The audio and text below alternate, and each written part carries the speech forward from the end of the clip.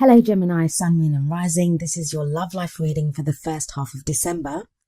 So I know I said last time that I'd go back to the original spread that I had been using in my first videos, but I had such a great response to this spread that I decided to use it again. So what do we have coming up for you this time, Gemini? Well, your overriding energy is the King of Swords. The King of Swords is very much your own energy. Even though we say kings and queens, they don't actually represent men or women. It's just the energy that we're interested in. So the King of Swords can represent a male or a female, or someone that identifies as male or someone that identifies as female, or even gender fluid. And it doesn't matter what kind of a relationship you're looking for either. It can be an opposite sex relationship or a same sex one. The kings and queens, they just represent different energies, and that's there for us readers to interpret. So you have the King of Swords, as I said, and the King of Swords can be an air sign, and that would be an Aquarius, Gemini or a Libra. So like I said, that could be you. In which case, if it is your energy, it means you very much feel in your own power right now. You very much feel, I think this will make sense to some of you Geminis, but you feel more like yourself now than you have done in a very long time. So many of us have gone through so much this year that it's left a lot of us at times wondering who we are or what we're doing. But with the King of Swords coming up here in the overriding energy, this would suggest that so many of you now feel very much in your own power, especially with the King. The King is the master of the suit of swords. He has mastered the energies of swords, and swords are all about communication, thoughts, ideas, being able to debate, being able to communicate. He has knowledge, he has wisdom. And a lot of you may be feeling that way right now. You may not know exactly what you have knowledge and wisdom about, but you do feel like you know more now, and you're more confident in what you know than you did even a couple of weeks ago.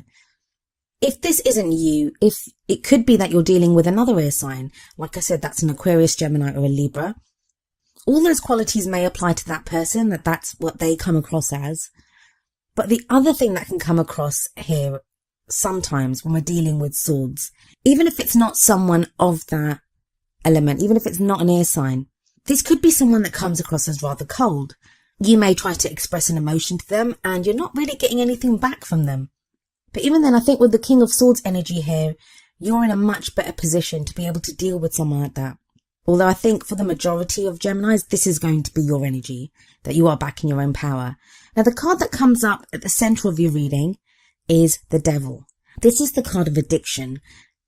It can refer to literal addiction, like being addicted to some kind of substance like alcohol or drugs or even porn or sex.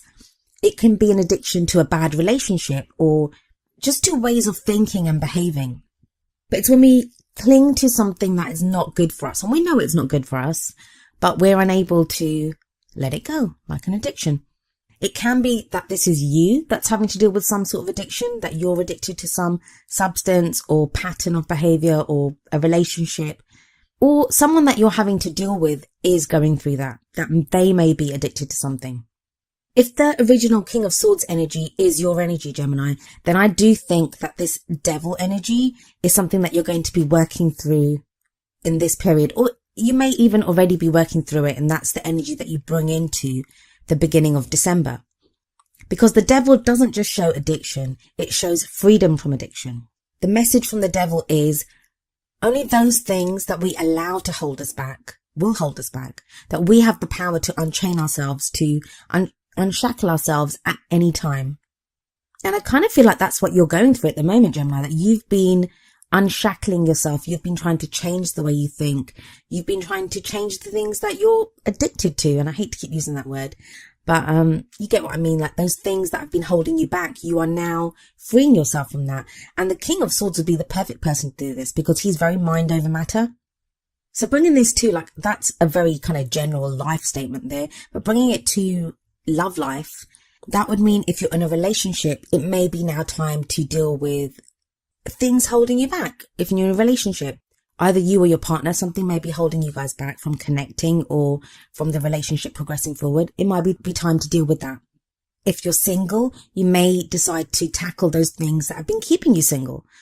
If you're dating and that relationship doesn't seem to be going anywhere, again, you would be dealing with those things that are preventing you from moving forward. So the devil isn't always a bad card. I know people look at it and they're like, oh my God, it's a toxic presence. In a reading, the devil isn't always, well, not for me anyway. I don't always see the devil as a bad card. I mean, what do they say? The first step of dealing with any addiction is admitting you have an addiction. And that's kind of the energy of the devil. The first step of freeing yourself from whatever it is, from anything that's holding you back, from anything that's got you shackled, is admitting it. And when the devil shows up, that is, you realize it and you know that's what the problem is. You know right now what's been holding you back.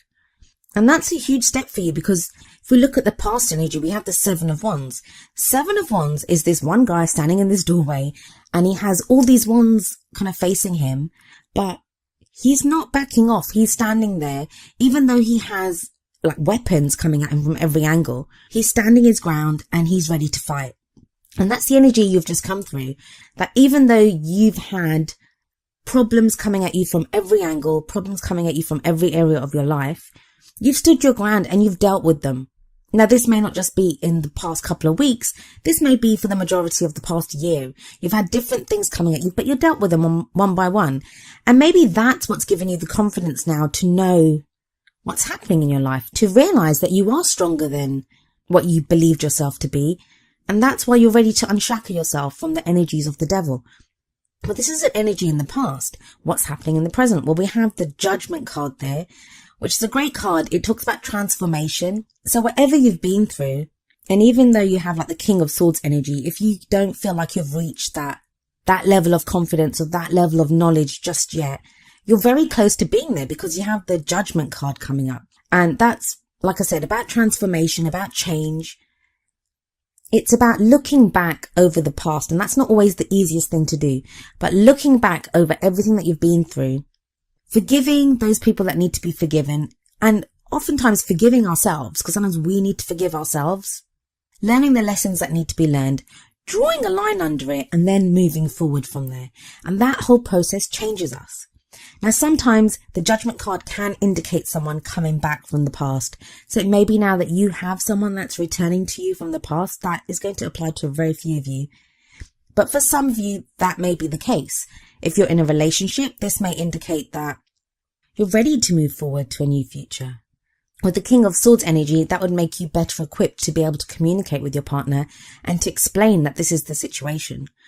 If you're single or casually dating, this is probably going to signify huge changes in what you want from a partner, because you've changed. You've changed so much with the Judgment card.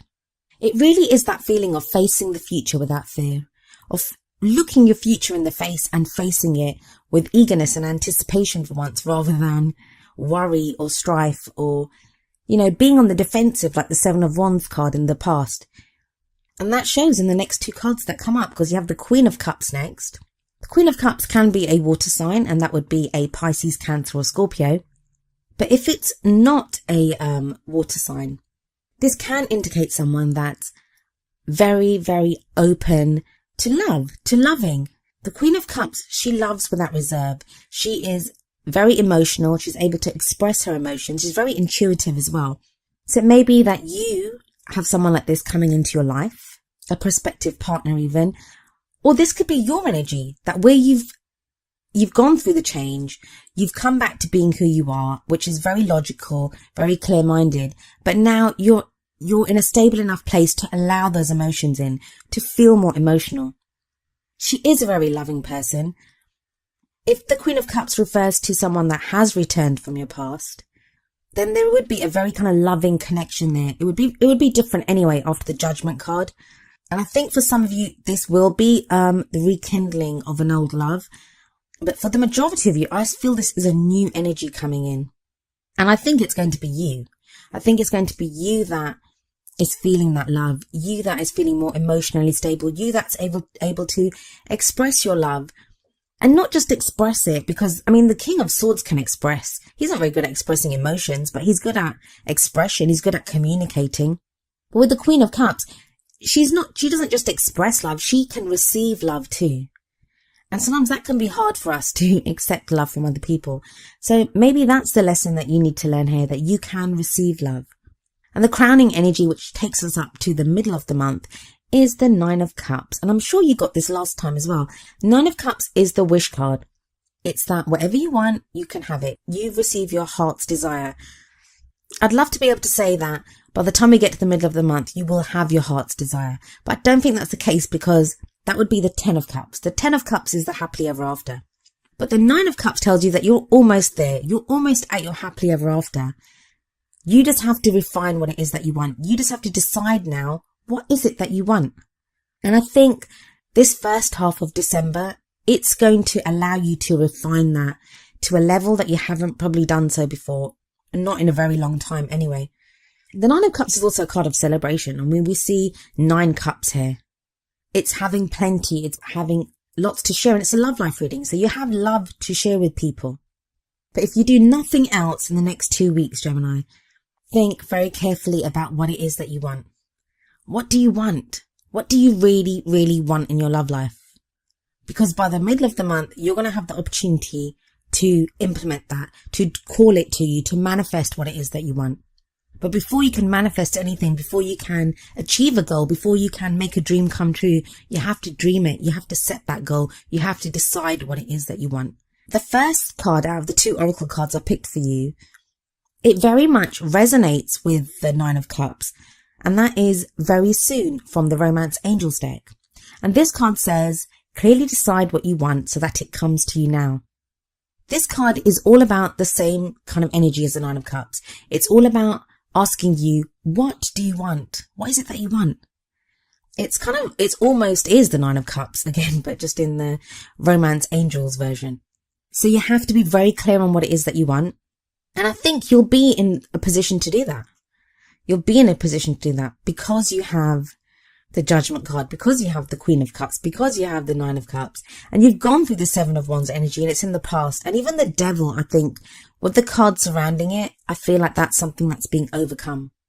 And the other oracle card that came up for you is from the Wisdom of the Oracle deck, and it's number 2, Yin. I shall read you the essential meaning and the relationship message from the book. So the essential meanings: the feminine principle of receptivity, letting someone else make the first move, gathering information and taking in cues, the art of conscious allowing. The relationship message: let others take the lead right now. Your power lies in small gestures, soft awareness, and conscious surrender. By yielding the reins, you will find yourself effortlessly moving closer to what you truly desire. Permit others to tell you who they are and who they can be to you by allowing their actions to speak about them. You'll be pleasantly surprised. So the energy of this card is very much the Queen of Cups. It's not so much the King of Swords. King of Swords is very determined, very action-oriented. I mean, you don't sit there with a sword and wait for people to come to you, do you? But the Queen of Cups does.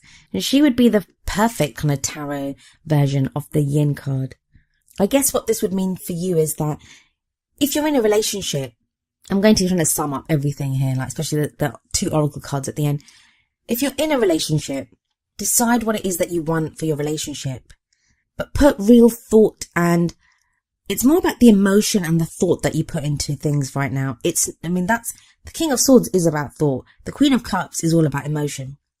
You have wands, but in the past, and wands are the action cards, but don't take action. That's what it's saying. And that's what the Yin card is saying. Put your thoughts into what it is that you want. Refine your plan, refine your goals, refine your dreams. But you can't push. There's nothing that you can force to happen at this time. You don't need to. You will move towards where it is that you need to be through the alignment of your emotions and your thoughts. So if you're in a relationship, figure out what it is that you want for the 2 of you as a couple. If you're single, what is it that you want from a prospective partner? Who do you want to be in your life? If you're trying to get back with someone, or if you're kind of interested in someone, the same would apply there as well. What do you like about them? What do you foresee for the 2 of you in the future? It's a very different reading for you this time, Gemini. I wasn't expecting that because you guys have had a bit of a tricky time of things. And I know I say that to everyone because so many of us have. So many of us have had such a tricky time. But yeah, that was quite nice, quite pleasant actually for once for you guys. Anyway, Gemini, that was your love life reading for the first half of December. I do hope it resonated with you, and if it did, I hope you will leave me a message in the comments. If it didn't, I do apologise, and I hope I can come up with a message for you next time. I'll be back mid-December. I'll see you then. Goodbye for now.